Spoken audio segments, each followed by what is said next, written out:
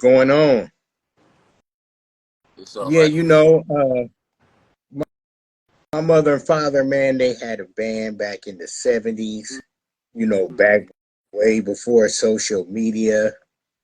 Uh, um, uh, I was like in the front row of this whole life story.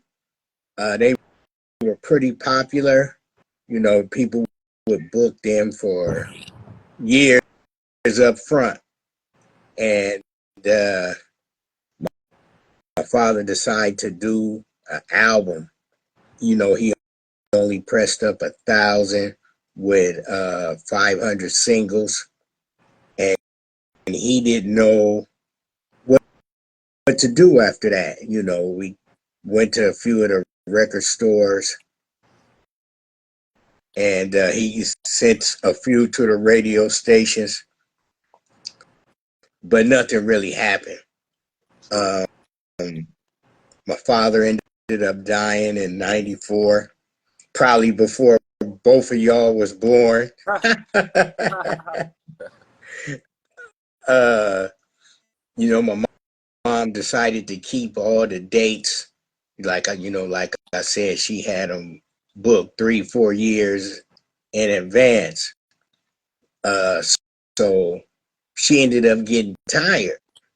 You know, uh, they was prejudiced, man. You know, a black female band leader didn't get any love. True. Um, Especially then being an the, independent artist. yeah, you Not know, back and then behind her. the band turned against her. You know, so she was like, "I'm done." You know, so one day I was messing around on with my phone, you know, Googling stuff, and I Googled how much is an original Carrie Cleveland album. Mm-hmm. Man, it said $450, and Wow. I'm looking, I'm looking behind the door. It's a box of 50. Mm-hmm. So you do the math. Yeah. Yeah. Thanks. Thanks. You know, uh, eventually, uh, a record label reached out to us wanting to reissue them.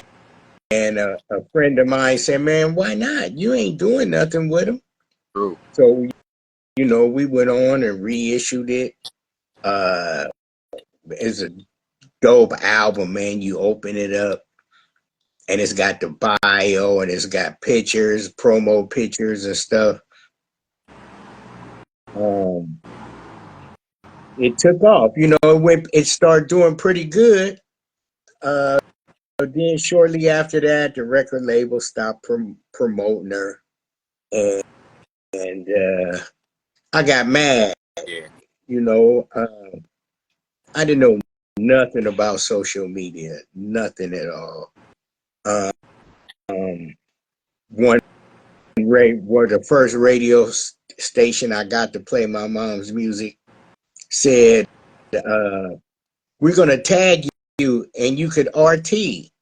And I'm like, "Man, that's cool." I'm jumping up and down. Thank you, thank you, thank you. And then they hung up, and I had to think. I'm like, "What does tag mean?" You know, Yeah. RT. What is RT? I had to call people. Man, what Yeah. the hell? What's all this? So eventually, you know, I started learning. The record label decided not to keep promoting her. And so, you know, I took off. You know, I started doing it, and I started doing pretty good. Mm-hmm. And I started doing promoting other artists. I got my partner on the line. I see him down there, Uncle Mario, Total Media. He came in and redid 4 of my mom's songs, and then I got another partner named Black Nova. He did the videos and did some music. And I'm gonna tell y'all this. I just wanted to talk to y'all a little bit before I got my mom on. Y'all take in mind. She she's 83 years old. I mean, I'm no youngster myself, but we'll go out and we'll be in somewhere talking, and they'll go, man, tell your wife to come here. And I'm like, man, that's my mama. And they go, wow. And I'm like, do I look that old? And they laugh. No, your mom. Man, my mom is still blessed and beautiful. I sent y'all a video of her last performance because we had a show in February 17th. And we got I guess you could say a family. Let me make it right because they probably watching too. The Buku family, Black Unity Conference Universal. They help support my mom. They do shows and put her on the shows. We got a few offers to go overseas. But man, like I say, my mom 83, and that's too much. Yeah, a lot of that. For her. So we do a little stuff here. It seems to be working. She's got over 2 million streams on Spotify. She's on all platforms. Everything. Deezer, Bandcamp, Apple, Amazon, everything. Yeah, everything. And with the support and the help of my friends, we actually doing pretty good. And the way I got to y'all was Caden Gordon. He suggested I message y'all, so that's how we hooked up. I was surprised to see how young y'all is. I'm like, oh, these two young guys here, So yeah, we got full landscape for how we view things and stuff, and I'm big on the oldies music, and the fact that we ran across each other, it was something that definitely sparked my interest. So I definitely appreciate you, coming here today to have an interview with us. Man, it's a pleasure, man. I tell people, if I could tell a story and 2 people will listen, that's a beautiful day. Because they gonna tell some people, wherever I heard this lady, you gonna tell somebody. And I'm honored to be a part of it. My dad had a studio, and I'm gonna throw some names out that y'all probably have no idea who they are. Pete Escovedo, that's Sheila E's dad. They came to the house. Yeah, I know Sheila E. Right. She used to come to the studio. And then of course my dog, Too Short, he used to come. And then In Vogue, before they got famous, they used to come. Okay. That's fine. So my father was pretty known. He used to do jam sessions back in the day. They used to have clubs where you could just come in, you bring your instrument, whoever up on the stage, y'all just play. Yeah. I don't know the name of the song, y'all just play. Yeah. So Sly Stone used to come and tap in with my father. Ooh. My father, man, was dope. He taught 3 people how to play the keyboards, and all 3 got platinum records. And I'm like, man, That's serious stuff. yeah, yeah. And then the people I'm with now, Uncle Mario, Total Media, Black Nova, Ricardo Love. It's a hell of a team, man. We do everything. Mixing, mastering, videographers, website, all that stuff, man. The team is strong behind me. Then Okay. I'm also with celebrity DJ Cat X, the Future Star Music Review, um, my family Dick James, the Industry Plug magazine. We really turning into a one-stop shop, man. In this music, we trying our best to do what we do. I'm also writing a book on my mom, Carrie Cleveland, 45 years in the making, the rebirth. Um, it's just a hell of a story. Yeah. And I know y'all heard some of Yeah. the music, Yeah, definitely. so it's a trip. Yeah, it's timeless. We'll go Nope. place. It's definitely timely. Yeah, we'll go places and my mom will go, why they staring at me? And I'm like, Mom, she have no idea, Yeah. man. She don't know. Uh, we was on Fox News and my stepfather had to go get a lobotomy at the hospital. So I took him in the room and I come around the corner and the lady, she looked at me and she put her glasses down to her nose. She say, wait a minute, baby. I know you, so the news media and everybody, they really liked us. I'm about to go in here with my mom, man, so y'all can meet her. I I didn't bet. rambled enough without her. You good, man? Yeah, we definitely need the backstory because definitely was listening to the music and it definitely brings you back, and definitely give you that good feeling when you listening to the music. They were all love stories. The love songs.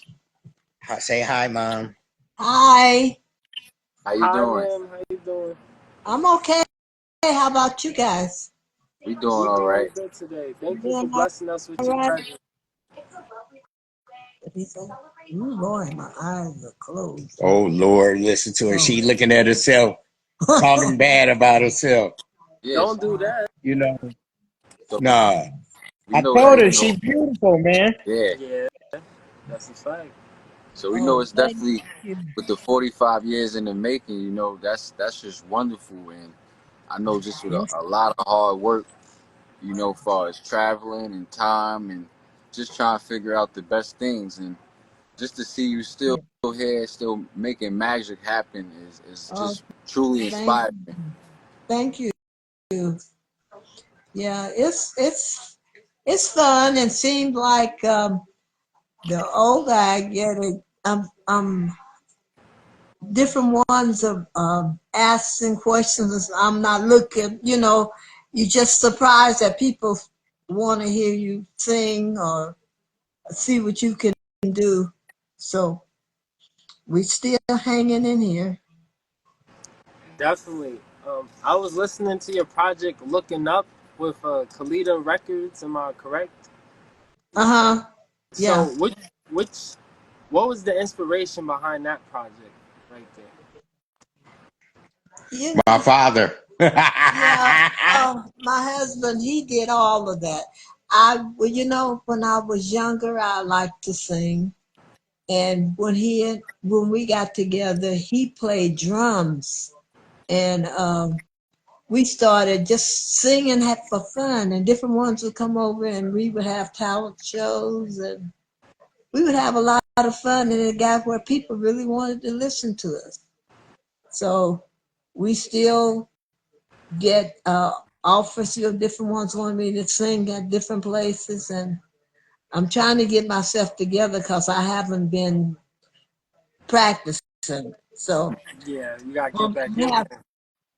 I'm so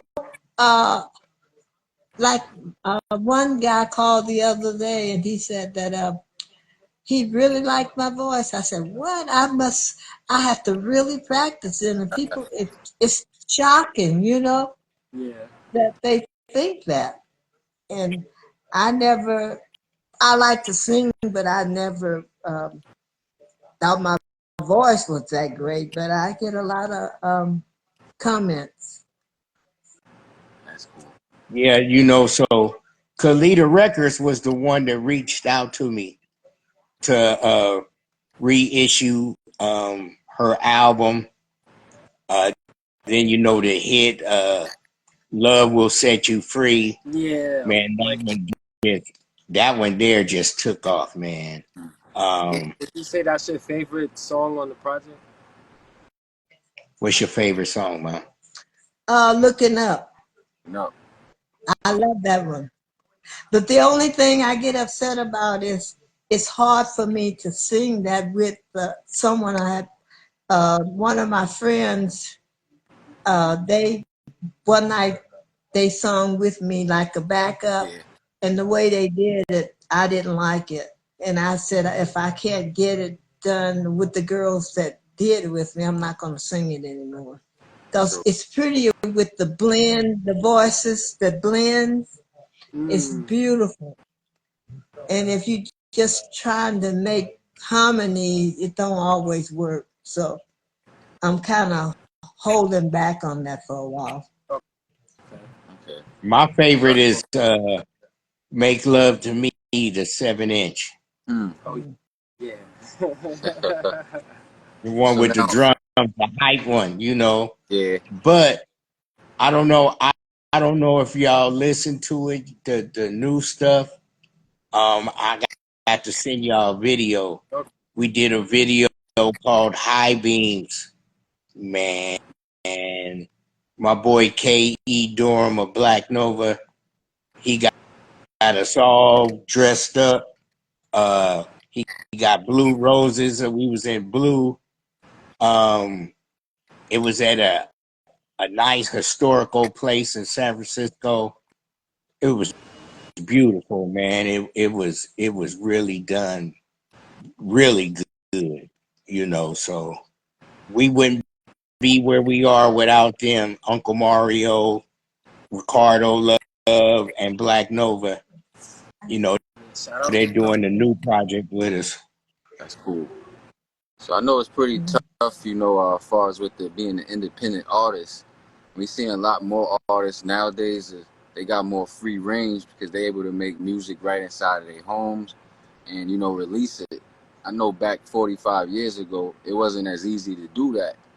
Now, what was some of the things, the avenues you had to explore to get your music out there? See, that's the thing.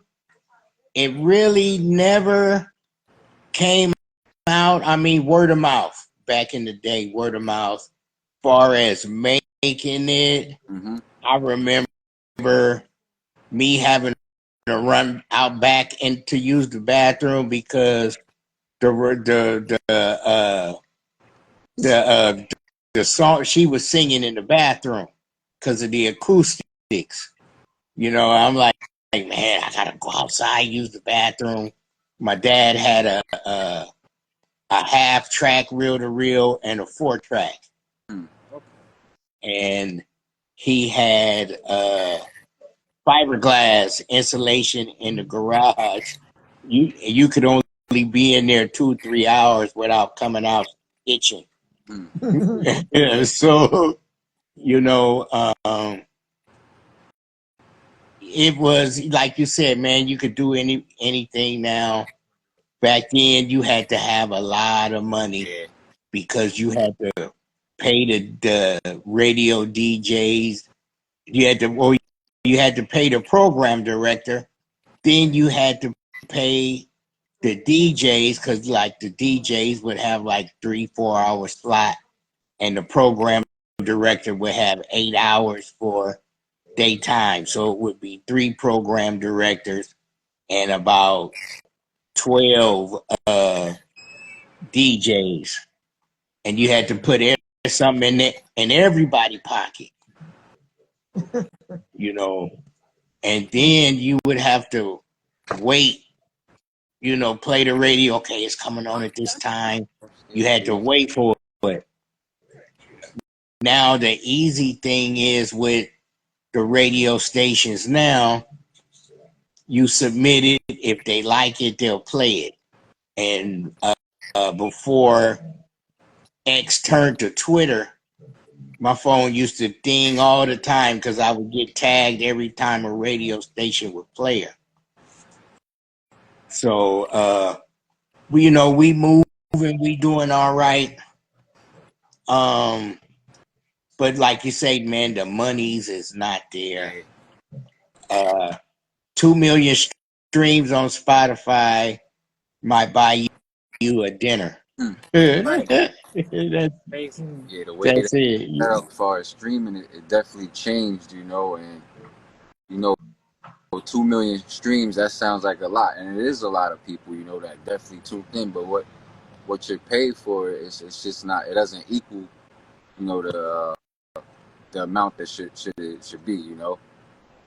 No, it's not. It's not.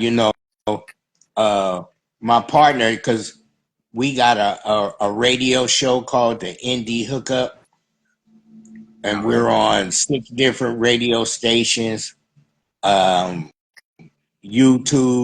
Deezer, Amazon Music, and we're played 2 or 3 times every day except for Saturday. So we're helping artists get multiple streams that way because there's a couple of DRT radio stations, and then of course YouTube and iHeart. We on iHeart also, so we getting paid for that. But I'm kind of blessed because my mom is still in the vinyl era. He's a collect that people have her music with, they call it collector's items, because with the 500, with the 1,000 my father did, we still got a couple of those, and Kalita Records did 1,000, and now I'm looking, their prices going up. Did you tell them how we found out our albums were selling? Oh yeah. When Kalita Records signed us, he had a list of people I needed to reach out to do a cease and desist, because they were selling our music and we didn't even know it. Jeez. Yeah. So, was any of the music getting sampled, like on different people's music? Well, we got the people that did that would ask us, was it okay? One guy named Keith Phelps, he redid one of my mom's song and sampled her voice on it, and it's called "Love Me." It's a dope song, real nice song. It's kind of like a urban rap. It's pretty cool. And then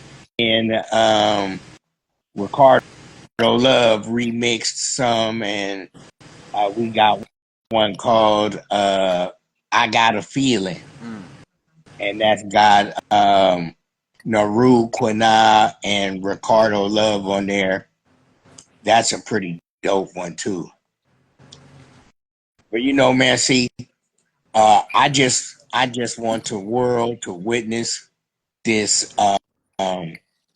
independent love story in music. If you listen to the words, you'll see my father. They were love stories. All of them were love stories, and he used my mom to share them. And I was blessed, man. This what made me decide to do this story. My mom and dad got married twice.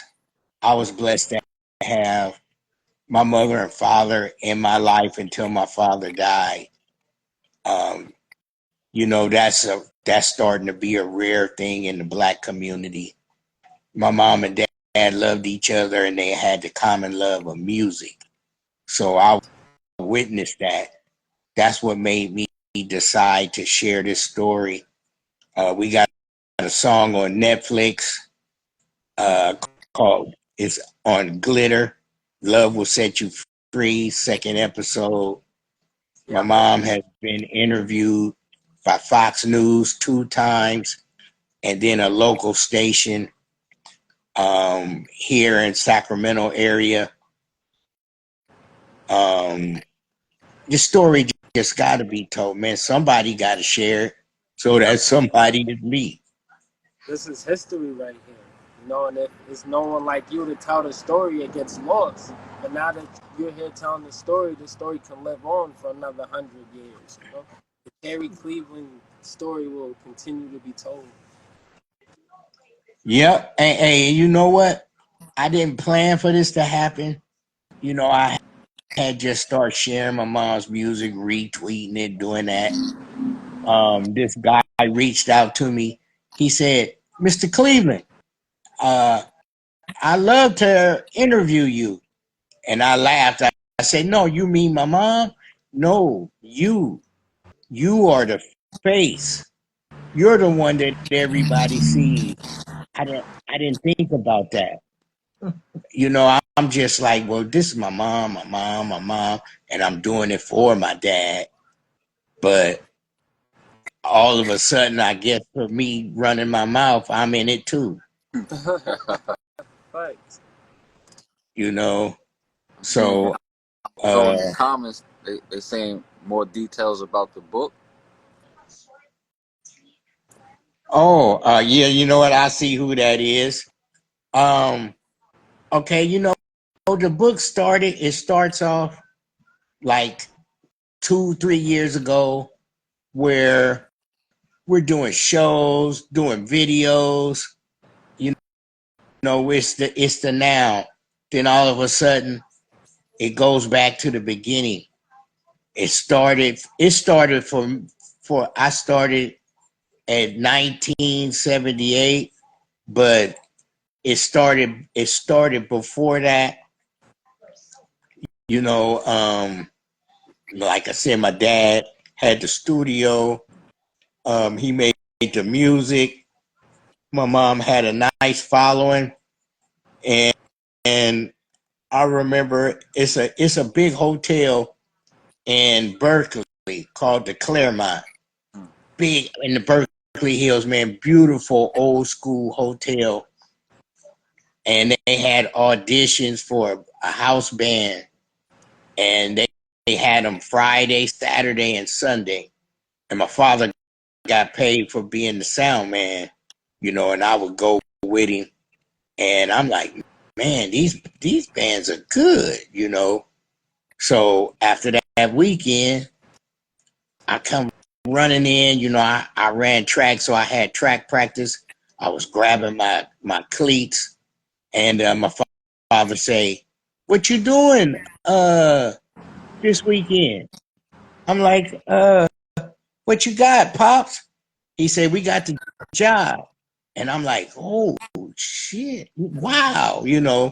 I didn't realize how good they were, really, honestly, until 6 years ago. Wow. Because I was like just out of high school, junior high school through high school, and sometimes I would go and sit and listen to them, and I could stand them. I was really a Parliament P Funk fan, so uh, my mom then was good enough to keep me occupied. But when Kalita Records did the album, I had the CD, and I jumped in the car, and I hit the corner, and I'm like, wait a minute, this sounds good. So I took off past my exit and hit the freeway and gave it the driving test. And I'm like, man, this is real good. And that night I woke up and I said, I'm gonna share this with the world. So here we are, you know. I got a nice family backing. They coaching me on. And look, my boy Black Nova said, I'll tell him the story. Well, come on Nice. in. Can he come in? Yeah, definitely happy to join. Join